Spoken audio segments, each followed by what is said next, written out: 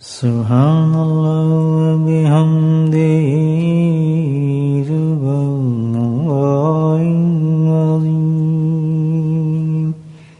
سبحان اللہ وبحمدہ سبحان اللہ العظیم سبحان اللہ وبحمدہ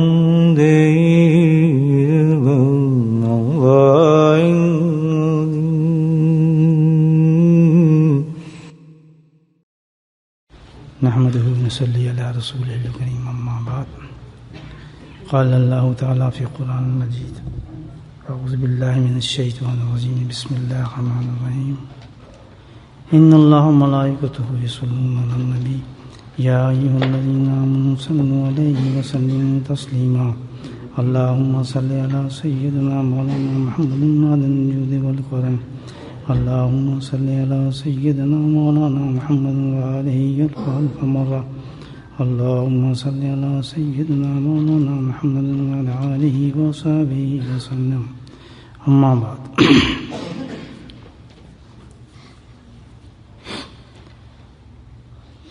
اللہ سبحانہ وتعالیٰ نے ہمیں ایمان سے نوازا اور اس پر ایک عظیم نعمت ہمیں نصیب فرمائی ایمان کے ساتھ، جو اتنا بڑا نور ہے کہ اس سے بڑا کوئی نور نہیں، اب وہ ہے قرآن حکیم۔ قرآن مجید ایک ایسا نور ہے کہ جس کا انسان تصور نہیں کر سکتا، اور یہ مکمل نور ہے سارا قرآن، سارا قرآن جو ہے نور ہے۔ اس کا مطلب یہ نہیں کہ بھئی پورا قرآن ہم پڑھیں تو تب نور ہوگا، آدھا قرآن وہ بھی نور ہے، 3 سورتیں ہیں وہ بھی نور ہے، 1 رکوع ہے وہ بھی نور ہے، بلکہ اگر کوئی شخص 1 آیت تلاوت کرتا ہے تو قیامت کے روز وہ آیت نور بن جائے گی۔ یہ حدیث ہے، 1 آیت، سوچیں ذرا، ہم تو 1 آیت پڑھ لی، بھول بھی گئے، یاد بھی نہیں، جب روز قیامت میں جب کوئی ہمیں یاد نہیں کرے گا، ہم کسی کو یاد کریں گے، افراتفری ہوگی، اس وقت وہ آیت ہمیں ڈھونڈتی پڑے گی، اور جب ہمارے سامنے آ کے پیش ہوگی تو اس اندھیرے گپ اندھیرے میں وہ ایک نور کی حیثیت سے ہمارے سامنے کھڑی ہو جائے گی۔ تو 1 آیت کا نور ہے، تو 1 آیت کیا، اللہ پاک کا یہ کلام کا ایسا ہے، اس کا ہر حرف نور ہے، با تا سا، جتنا بھی ایک حرف جو ہے پورا عظیم نور ہے، بہت بڑا نور ہے، زبر پیش سارے کا سارا نور ہے، قرآن جو ہے اتنا بڑا نور ہے۔ اور یہ نہیں کہ بھائی اللہ نے اس نور پر کرم یہ فرمایا کہ اس نور کو دنیا میں بھی دیکھا جا سکتا ہے، دیکھا جا سکتا ہے۔ ایسے اللہ سبحانہ تعالیٰ نے صاحب بصیرت نفوس پیدا فرمائے ہیں دنیا میں، جو اس نور کا مشاہدہ دنیا میں بھی کر لیتے ہیں، اور وہ ایسے اہل بصیرت لوگ وہ ہیں کہ جنہوں نے تزکیہ اور تصفیہ کے ساتھ اپنے دل کے گند کو، غبار کو، گندگی کو محنت کر کے پاک اور صاف کیا، جیسے کہ نبی کی ارشاد ہے، ایک بڑی مشہور دعا ہے کہ اللہ تعالیٰ تو میرے دل کو ایسا پاک اور صاف کر دے جیسے کہ ایک سفید کپڑے کو، میل کچیل کو بالکل پاک اور صاف کر دیتا ہے۔ تو یہ دل پہ جب تزکیہ کیے جائے، تصفیہ کیے جائے، محنت کی جائے، تو یہ دل اتنا زبردست نورانی ہو جاتا ہے کہ پھر الحمدللہ وہ چیزیں دیکھتا ہے جو آنکھ نہیں دیکھ سکتی، اللہ تعالیٰ اس کی استطاعت اتنا کر دیتا ہے، اس کی بصیرت اتنی بلند ہو جاتی ہے کہ جو چاہے اللہ تعالیٰ اس کو دکھا دیتا ہے۔ سبحان اللہ، ایک قلب کی شکل بدل جاتی ہے، صرف کس پر کہ جب اس پہ تزکیہ کیا جائے، تصفیہ کیا جائے، اس کو صاف کیا جائے، تو اس طرح جو لوگ محنت کرتے ہیں الحمدللہ ان کے قلوب چمک جاتے ہیں اور پھر وہ دیکھنے لگتے ہیں. کشف قبور ہے جس طرح بہت سے بزرگ ہیں دیکھتے ہیں. تو یہ کیا ہے کہ دل کی جب کاٹ چھانٹ ہو جائے, صفائی ہو جائے الحمدللہ ذکر سے, اذکار سے, نیک بندوں کی صحبت سے, مقصد تو یہ ہوتا ہے, تو پھر دل کی اصل چیز نکل جاتی ہے. جب وہ نورانی ہوتا ہے تو الحمدللہ سارے نوروں کو دیکھنا شروع کر دیتا ہے, ایسا دل بن جاتا ہے. ایک ہمارے مشائخ میں یعنی پہلے طبقے میں ایک بہت بڑے بزرگ گزرے ہیں, ویسے بہت اور بھی بزرگ, تو ان پڑھ تھے, مطلب پڑھے لکھے نہیں تھے بالکل ہی, کافی ان پڑھ تھے, لیکن انہوں نے تزکیہ اور تصفیہ کیا, دل کو میل کچول سے صاف کیا, نفس کو قابو کیا, تو اللہ تعالیٰ نے ان کو یہ مقام عطا فرما دیا بصیرت کا. وہ صاحب بصیرت شامل ہو گئے, اور صاحب بصیرت شخص تھے, اچھے بزرگ مقام تھا ان کا. تو ان کا یہ جو بصیرت کی عرض کر رہا ہوں, ایسا معاملہ تھا کہ ان کے سامنے قرآن حدیث یا کسی عالم کی گفتگو یا کوئی قول پیش کرتے, تو جب ان سے پوچھا جاتا تو بڑی آسانی سے بتا دیتے, یہ تم نے قرآن پڑھا ہے, یہ تم نے حدیث پڑھی ہے, اور یہ کسی انسان کا قول ہے. بڑے آسان سے صاف کر دیتے, فلاں ہے تم نے پڑھی ہے, فلاں قرآن ہے. تو اور بہت سے لوگ آزمانے کے لیے کبھی حدیث و قرآن کو ملا دیتے, تو صاف کہتے کہ یہ حدیث ہے اور یہ قرآن ہے.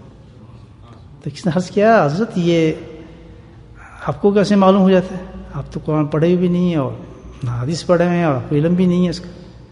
یعنی یہ تو بات نہیں, اللہ نے دل کو صاف کیا. تو بات یہ ہے کہ اس میں میرا کیا کمال ہے, اللہ تعالیٰ کے تو ہر عمل میں نور ہے. اب تمہیں نہ نظر آیا تو میں کیا کروں, مجھے تو نظر آتا ہے. فرمایا کہ قرآن کا تو سب سے بڑا نور ہے. جس وقت کوئی قرآن پڑھتا ہے تو مجھے سب سے بڑا عظیم نور نظر آ جاتا ہے, میں کہتا ہوں یہ قرآن ہے. اور جب اس سے کم درجے کا نور مجھے نظر آتا ہے تو میں سمجھ جاتا ہوں یہ تو حدیث مصطفیٰ صلی اللہ علیہ وسلم ہے. اور فرمایا انسان کے کلام میں تو نور ہوتا ہی نہیں ہے, تو جب نہیں ہوتا میں سمجھتا یہ انسانی کلام ہے, نہ یہ قرآن, نہ یہ حدیث ہے. تو ایسے بھی ہے کہ بھائی یہ قرآن جو ہے تو نور موجود ہے ہر چیز کا, جیسے حدیث اور قرآن میں موجود ہے الحمدللہ. اب ہم ہی نہ نظر آئے تو کیا بات ہے. تو ہمارا کام تو یہی کہ ہم اس پہ یقین ہی کریں اور اس نور کو سمیٹنا شروع کریں. اور میں جو باتیں آپ کے سامنے عرض کر رہا ہوں, حقیقت میں تو یہ رمضان کی نسبت سے بات کر رہا ہوں کہ اب رمضان بھی آ رہا ہے. تو یہ جو قرآن جو ہے اللہ پاک نے اتنی عظیم چیز دی ہے کہ ایک آیت کی میں نے آپ کو بتائی, حدیث سنائی ہے کہ وہ ایک نور بن کے قیامت میں آ جائے گی. تو اس وقت تو الحمدللہ ہمارے پاس ایسا بہترین چانس ہے. اور پھر رمضان کی اور قرآن کی تو بہت عظیم نسبت ہے آپس میں, بہت عظیم نسبت ہے. یعنی کیا, یہ قرآن کا جو نور ہے رمضان میں عظیم تر عظیم ہو جاتا ہے.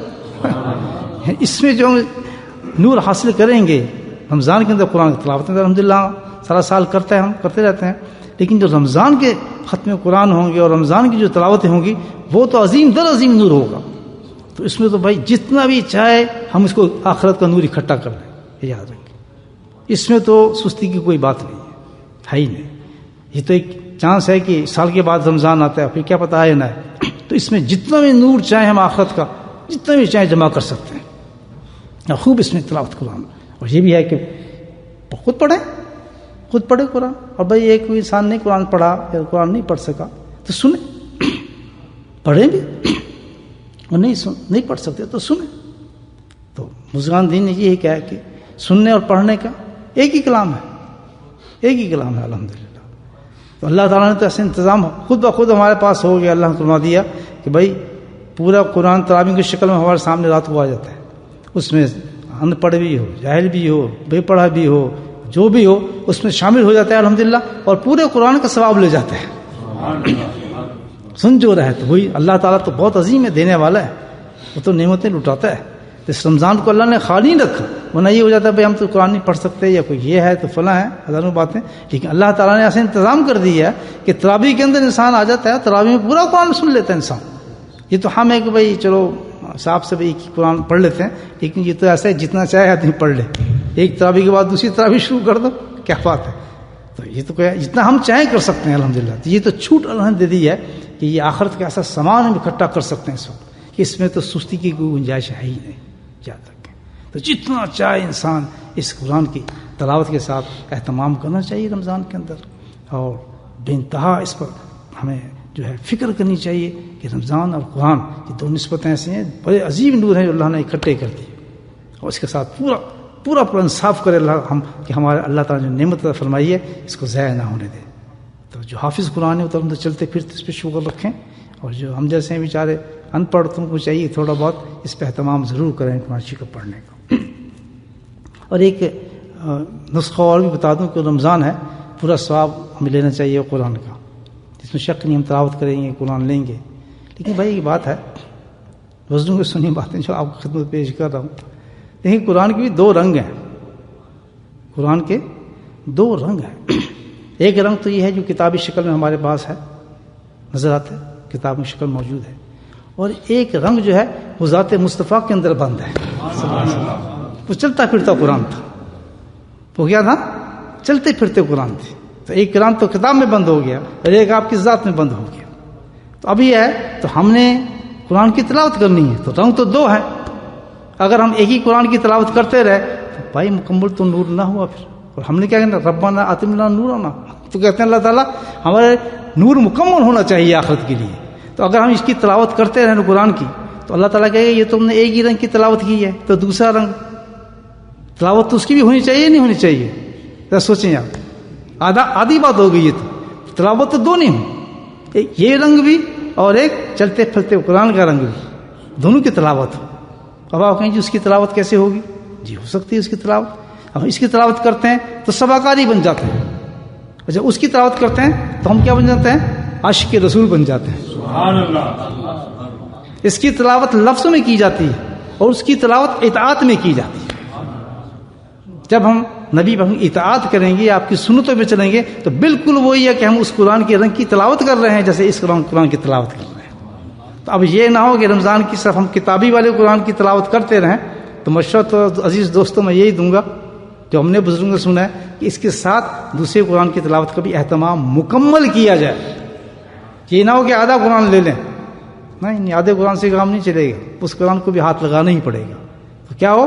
سنت رسول اللہ صلی اللہ علیہ وسلم کی پوری اتباع کی جائے۔ یہاں پہ اگر 10 قرآن ختم کیے جا رہے ہیں تو وہاں پر کیا ہونا چاہیے؟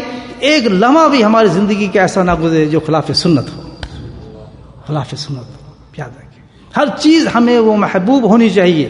یہ کسی فرض واجب کی بات نہیں کر رہا، میں عشق کی بات کر رہا ہوں۔ ہر وہ چیز محبوب ہونی چاہیے جو اللہ کے نبی کو محبوب ہے، سبحان اللہ، اس کو کہتے ہیں سنت۔ بس کوئی اس پہ یہ نہیں کہ فرض ہے واجب کی بات نہیں کر رہا، کوئی اس پہ کمپلسری نہیں کر رہا، آپ پہ تھوپ نہیں رہا، لیکن اگر آپ کا دل قبول کرے جو ہم نے بزرگوں سے سنا تھا، ہم نے بھی آپ کو سنا دیا کہ تلاوت دونوں کی جائے، سمجھے نا؟ اس سے سباکاری بن جائیں گے اور اس سے کیا بن جائیں گے؟ غلام مصطفیٰ بن جائیں گے۔ سبحان اللہ۔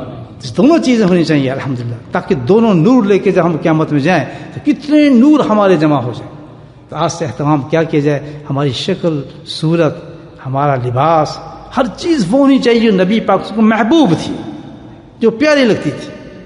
آپ کو کیسی شکل پیاری تھی، ویسی شکل آج سے ہم بنانا شروع کر دیں۔ یاد رکھیں جو لباس آپ کو محبوب تھا پورے رمضان میں وہ لباس پہنا جائے، تب تو مزہ ہے کہ بھئی تلاوت کر رہے ہیں قرآن کی، پورے رمضان میں وہی لباس پہنا جائے۔ جو نبی پاک کو لباس کا رنگ پسند تھا اسی رنگ کو استعمال کیا جائے، جیسی شکل صورت پسند تھی ویسے کیا جائے، جس طریقے سے نبی پاک جو جو چیزیں محبوب تھیں جیسی جیسی اس کے مطابق جتنی بھی استاد ہمارے رکھتی پوری قوت کے ساتھ، یعنی جتنی پوری قوت کے ساتھ ہم تلاوت قرآن کریں گے، ہمارے میں 10 قرآن کی قوت ہے 10 کریں گے، رات کو ہم پورا قرآن ختم کریں، پورا جتنی قوت اللہ نے ہمیں دی ہے، قوت سے زیادہ تو نہیں کر سکتا آدمی، جتنی قوت دی ہے اتنا کریں گے۔ اسی طرح جتنی قوت ہمیں دی ہے اللہ پاک نے، ہم اس کی قوت کے حساب سے اتباع رسول صلی اللہ علیہ وسلم کے ساتھ کریں۔ تو اس طریقے سے ہمارا کیا ہوگا؟ جب رمضان دونوں طرف سے گزرے گا، یہ تلاوت بھی ہو رہی ہے اور وہ تلاوت بھی ہو رہی ہے، تو پھر کیا ہوگا؟ رمضان نور العلا نور ہو جائے گا۔ ایسی رمضان ہمیں چاہیے دوستو۔ اللہ پاک مجھے بھی اور آپ کو توفیق نصیب فرمائے۔